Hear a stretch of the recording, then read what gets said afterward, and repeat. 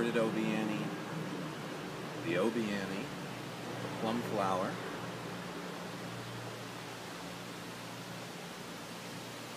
the inverted plum flower,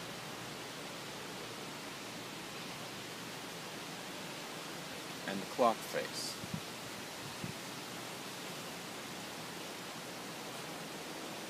We also dealt with turning and moving with the saber. For the first step of the intermediates, I wanted to deal with a skill that, like most of the steps in the intermediates, is going to scaffold on top of these.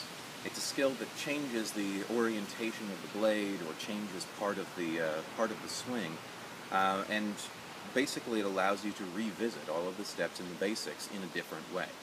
Okay, that skill that I'm going to be looking at today is reverse grip. Okay, you're probably familiar with reverse grip. You see it in some of the movies and some of the TV series, but it doesn't have a lot of combat application. But in terms of spin, reverse grip makes everything look, or all of the basic moves look different and have a different feel to them and a slightly different mechanic. Alright, so let's talk a little bit about getting there first off. Two ways to get into and out of reverse grip. Actually three, but two that I'm going to cover right now. One of them is a simple finger roll. So what we're doing is we're letting the saber do what it usually would in a figure eight, and the force of gravity of the saber is going to continue it through. I'm going to get these three fingers. There are some people who prefer just to do these two, but I'm going to do these three for some of the moves that I do later on. I'm going to get these three fingers out of the way. So I'm letting the saber go past them. Right, what that looks like, as slow as I can make it, these three fingers out of the way, saber goes past them and into reverse grip. Right, see if I can get that a little bit closer. Like that. Alright, and just like I can use that finger roll to get into reverse grip, I can use it to get out.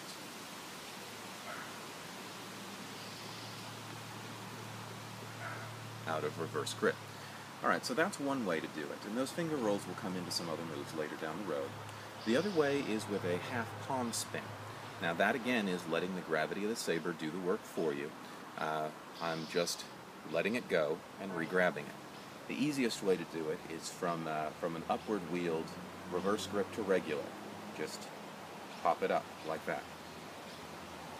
Let it fall, pop it up. Okay, so that's the easiest way from an upward wheeled to switch from reverse grip and standard grip. The easiest way from a downward is the finger roll. Alright, so let's talk a little bit about reverse grip itself. As I mentioned, it allows you to do all of the same things that you did in standard grip. When using it, though, the blade is going to be much closer to your body, so you're going to have to be careful.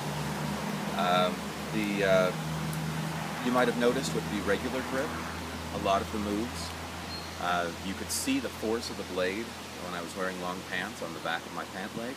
I was moving the blade closer to my body in order to keep the motion compact and make the spins look better. When you're dealing with reverse grip, moving it closer to your body isn't going to be the problem. Keeping it from hitting you is going to be the problem, especially when you're dealing with upward wheel, where if you notice it's very close to my sides. If I'm not good with the figure eights, I stand a real risk at that point of hitting myself in the head with a saber. Alright, so in reverse grip, if I'm using it, I like to imagine that I've got a blade, that I'm in standard grip, and I've got a blade coming out of the pommel right here. Alright, so imagining that to be the case, if I were in standard grip, this is a figure eight. Blade coming out between my thumb and my index finger. If I'm in reverse grip, I imagine that to be the blade, and I just let the actual blade do what it's doing. Okay, it requires a little bit more movement of the arm, again, to keep yourself from hitting, or to keep from hitting yourself, but this is the reverse grip figure eight. Okay, and I can do the reverse grip clock face, same way.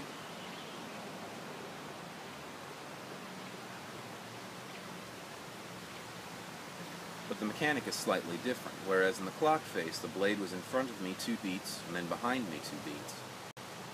In the reverse grip, it's behind, in front, in front.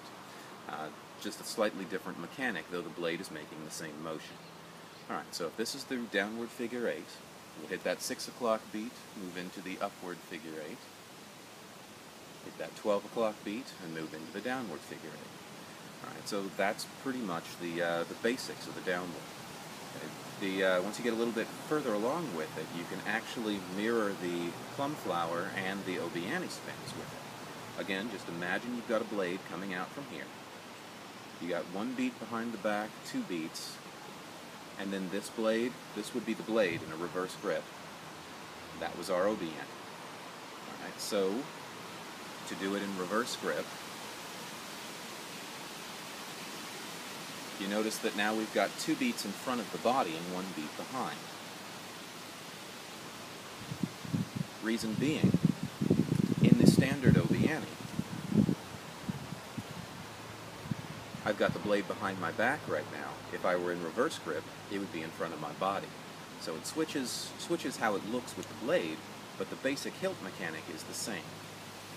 So, reverse grip obiani, 1 beat behind, 2 beats in front. Alright, and the adding the change of direction to this.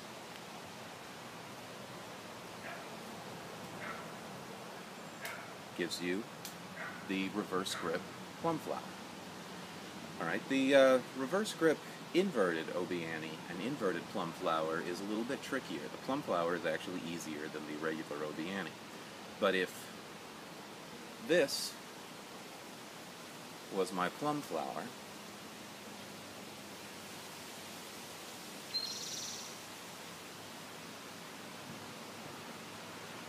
this is my reverse plum flower.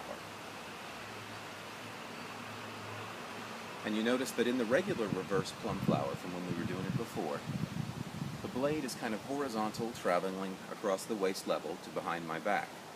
If I were in reverse grip, it would be the it would be, there we go, it would be the pommel doing that. Okay, so you'll notice we're pulling the pommel straight across.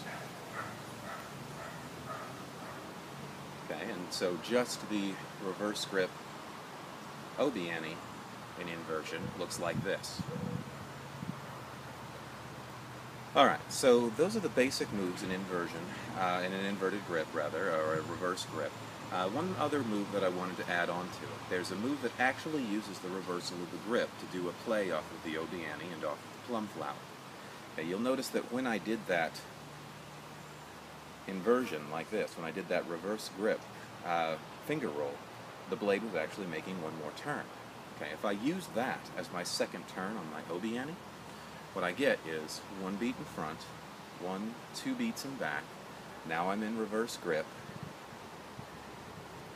now I'm out of it.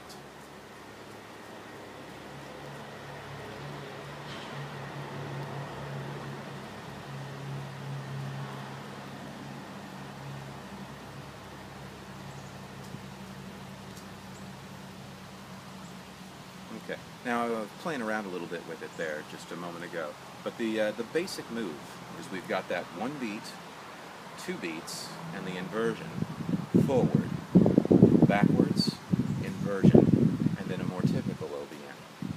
Okay, so it's a little bit more of a complex move.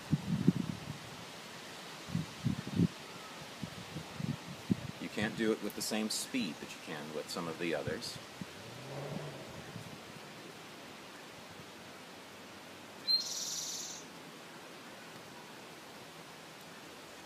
But that's a version of the obiani spin using that inversion or that reverse grip technique.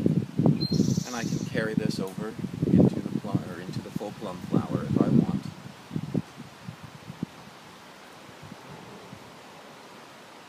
Like that. Alright, so that's inverted grip. Next time around we'll be looking at hand switches, and I'll see you then.